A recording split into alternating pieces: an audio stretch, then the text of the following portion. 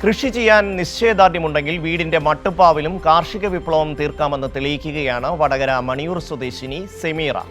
അല്പം ശ്രദ്ധയും കൃത്യമായ പരിചരണവും നൽകിയാൽ വിദേശിയായ ഡ്രാഗൺ ഫ്രൂട്ട് നമ്മുടെ നാട്ടിലെ ടെറസിലും സമൃദ്ധമായി വിളയുമെന്ന് സ്വന്തം അനുഭവത്തിലൂടെ കാട്ടിത്തരികയാണ് ഈ വീട്ടമ്മ.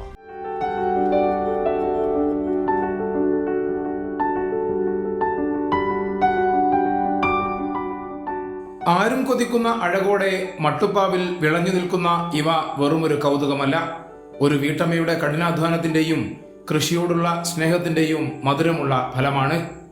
മണിയൂർ സ്വദേശിനിയായ സെമീറ വീടിന്റെ ടെറസിൽ ഡ്രാഗൺ ഫ്രൂട്ട് കൃഷി ആരംഭിക്കുമ്പോൾ പലരും സംശയത്തോടെയാണ് നോക്കിയത്. എന്നാൽ ആ സംശയങ്ങൾക്കെല്ലാമുള്ള മറുപടിയായി ഇന്ന് മട്ടുപ്പാവിൽ നിറയെ കായ്കളാണ്.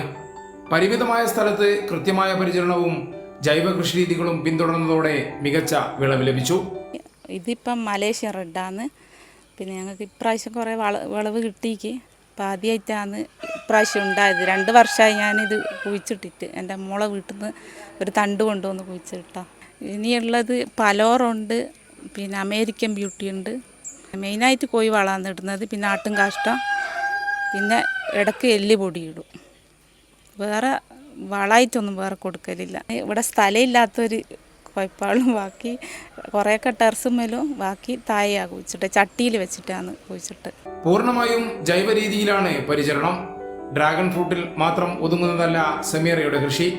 മരമുന്തിരി, തായ്ലൻഡ് പിങ്ക് പേരക്ക, ജപ്പാൻ പേരക്ക, റെയിൻ ഫോറസ്റ്റ് പ്ലം, ഇലന്തപ്പഴം, മഞ്ഞ റംബൂട്ടാൻ, അത്തിപ്പഴം, മധുരനാരങ്ങ തുടങ്ങി വ്യത്യസ്തങ്ങളായ ഫലവർഗ്ഗങ്ങളും ഈ മട്ടുപ്ലാവിലെ കൊച്ചുതോട്ടത്തിൽ വളരുന്നുണ്ട്. കൈരളി ന്യൂസ്, കോഴിക്കോട്.